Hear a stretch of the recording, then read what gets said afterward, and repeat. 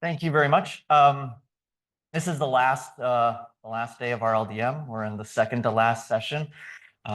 We just heard a number of great talks, including Doina's just before. I'm going to guess you're exhausted right now. You're probably at your intellectual weakest point, and I'm going to take advantage of that right now. I want to try to get you to question the most fundamental assumptions that we often make in reinforcement learning, the things that we don't spend time questioning, and we'll see where we can get to. But I think it's important for us to do this. What do I mean by these sort of assumptions or foundations? So I think of things like, assumptions that we sort of just start with, things that we don't even think that we're making, things that occur in almost every paper, so we don't give it much thought. Maybe we have a paper on a new algorithm for reinforcement learning. And of course, when you hit the background section, there's going to be some line that says, consider a Markov decision process defined by a tuple. It's just a starting point. We learned it this way, and now we just do it this way. But what I'm concerned about is what happens if we want to work on continual reinforcement learning. That's the area that I've been thinking a lot about. Doina just gave a great talk with some algorithms to try to help us do better in that space. Then is that the right way we should start our background section of a paper on continual reinforcement learning? And that's what I want to try to question here. So what do I mean by continual reinforcement learning? So this is our standard reinforcement learning diagram, and I'm sort of thinking in that space. Of course, we're going to be taking actions, receiving some sort of observations and rewards from the world. And we want to do this in a continual fashion, just meaning this is going to keep going on. There's not going to be like some time where the episode just stops and then we get restarted again. I just have to continually adapt to the world, just like, if there is an episode stop for us, it's very far in the future, and we're not really expecting what happens after that is a bit of an unknown, right? Rather than we're just going to restart and try this again.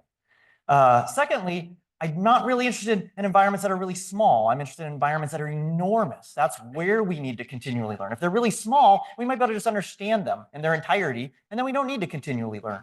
But if the environment is very big, then it's going to be challenging for us to be able to represent all of its intricacies. And and that environment may appear to be non-stationary over time because we can't see all of its complexities to see it as a stationary environment. In fact, just to sort of suggest this, this environment probably, just like the one I'm in right now, contains many other minds that are thinking, and that's going to add to that complexity.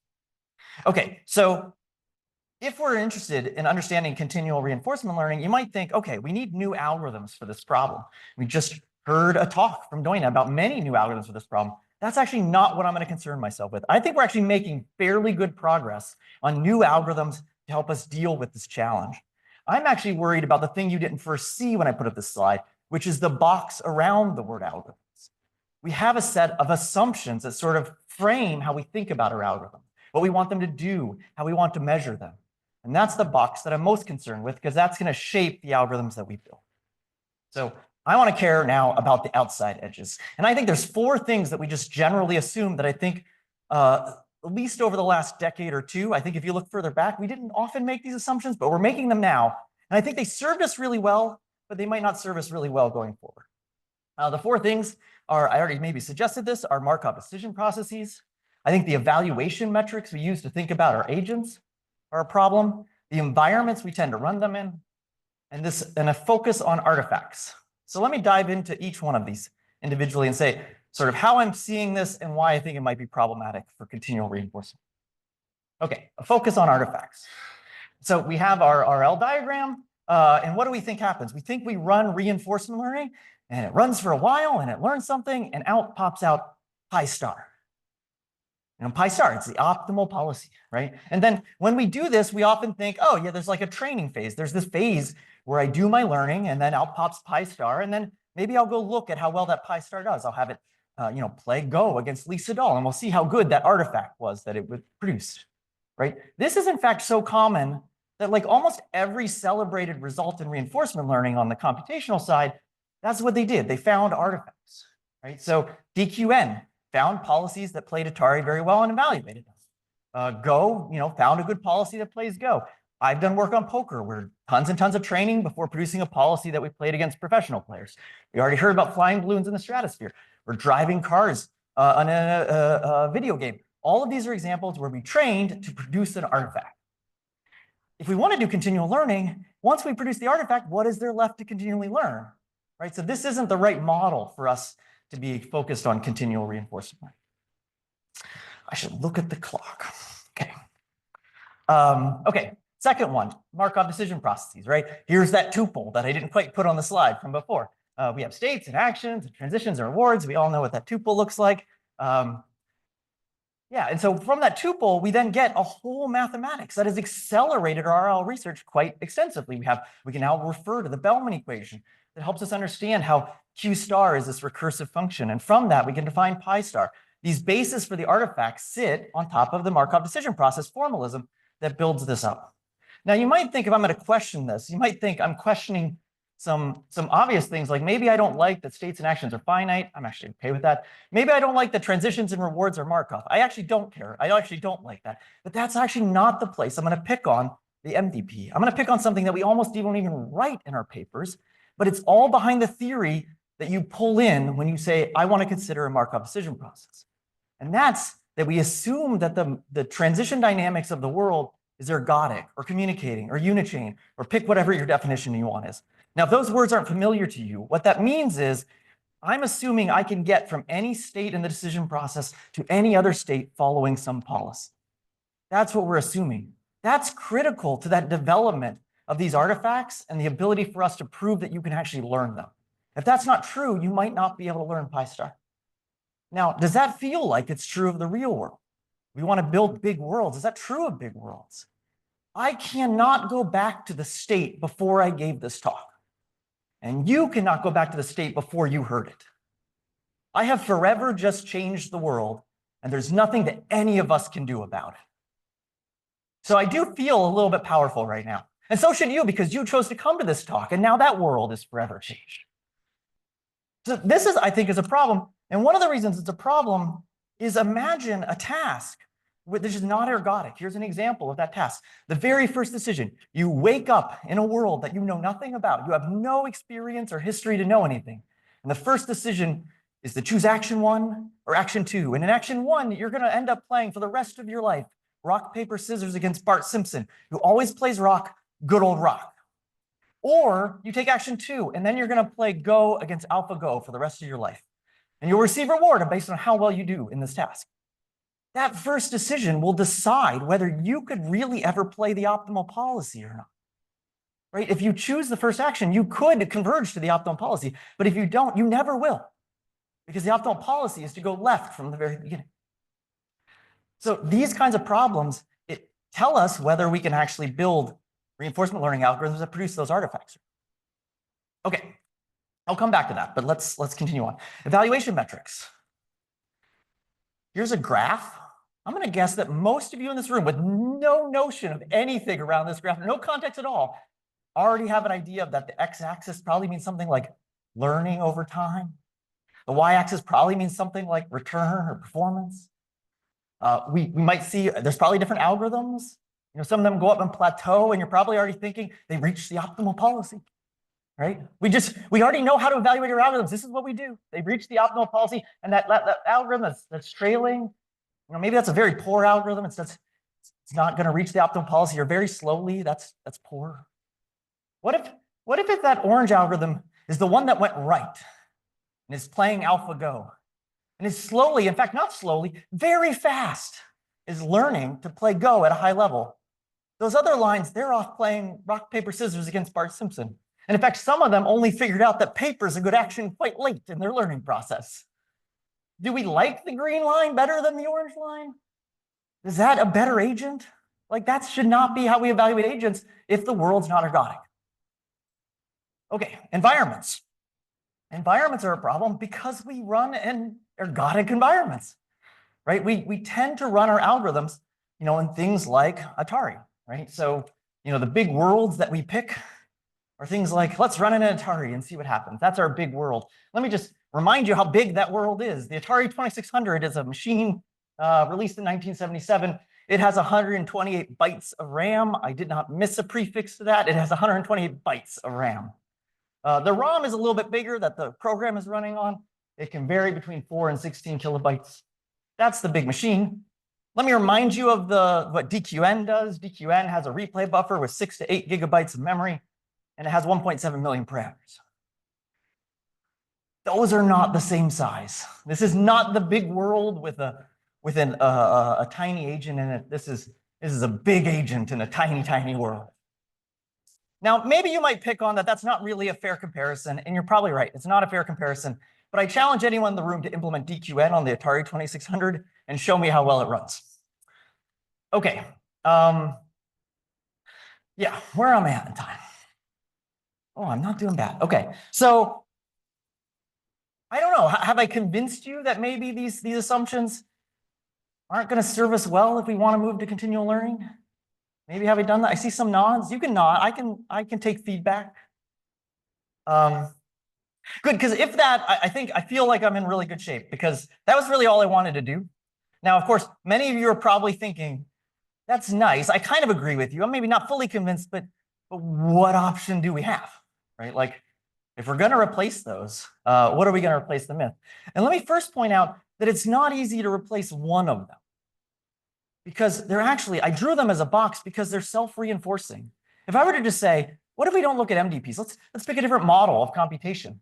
Well, if we still think that we're going to focus on artifacts and expect to produce optimal policies, and we're going to evaluate things by looking at those curves and seeing how fast they reach the optimal policy, and we're going to run it on environments that are all episodic and ergodic, well, then MDPs are just the right model for you to do all of that work. The same thing holds for the other ones. If you're going to assume all those things and look at what environments should you build, of course, you should build environments that are ergodic and episodic and facilitate those kinds of problems. So if we're going to take these away and replace them with something, we have to do all of them all at once, which is pretty hefty intellectual work. And I have 5 more minutes. So I recognize that I'm going to do that poorly in the next 5 minutes. But 2 things I want to say before I try to give you a very, very quick overview. One is if you're intrigued at this point, go read the paper. That's my first recommendation. If you'd like to know what a possible solution is, go read the paper. The second thing is I really do mean it as a possible solution. I'm hoping that you're convinced that maybe we do need to replace these formalisms with something else, and maybe you might suggest a formalism. Maybe you might look at the one I suggest and think, I really don't like that one. There's another path forward. That's great. I want to see more people questioning these things and suggesting alternatives, and that's what happens. Wonderful. If you might think that maybe mine has some excellent points, but has some bad things, sure, try to fix it. Let's do that together. If not, let's see how far we can go with this one. That's what I'm hoping comes out of this. Okay, so now I'm going to attempt to replace whatever 25 years of RL formalisms in 3 minutes. Here we go. Okay, number 1, we don't want to do artifacts because they're bad. That means we stop learning. So I think we should not think about training and testing as these singular moments. Training is testing and testing is training, right? The data that we are testing on is just the future. That's when we find out we're testing. And once we get to the future, then that becomes training data. Our training data was our testing data from the past, right? That's all that's happening. We're just continually running in the world. And once you take that perspective, behavior is what matters, not artifacts. I care about how you're responding to the data that you've seen, and are you responding in an intelligent way? Second, we need to replace Markov decision processes. I just put up a slide of math, and I'm going to expect you to digest it in 30 seconds. We're going to replace it with history processes because I want to make no assumptions about the environment. The environment is an arbitrary generator of observations given the actions and observations that have happened up until this point. This gives us a powerful formalism because we don't have to say it's ergodic. We don't say that there's underlying latent states. We're just saying there's some system out there and I'm going to have to deal with it. Just like our world. I don't know that regularity in our world will continue to persist or won't persist or in what form. We're constantly surprised by it. This lets us be constantly surprised, requires us to constantly learn. How are we going to replace the evaluation metric? And this is where things get even more mathematically hairy. But let me give you some intuitions, and then I'll flash a slide of math that you won't follow. We could think about our job is to act as well as we can, maybe even optimally, in the possible decisions. So here's an agent acting in some world as a trajectory through the possibilities of what might happen, right? So it has seen some history of actions and observations. That triangle is a set of possible actions and observations that are possible that could happen. There is some optimal path through that, which this agent cannot learn because it's only going to experience one of them. It can't go back and say what would have been an optimal path forward. So this as a measure isn't going to help us. That's the exact problem of we don't have ergodicity, so I'm not going to be able to recover what's up. But let's take a different perspective for a minute. If we look further into history, like I've lived for a little bit. That moment in time, there's a new world that starts at that moment in time. Every time I act in the world and create a new history, I'm creating a new history process that starts there. Or you can think of this as a new world. It's a whole new environment for me to act in.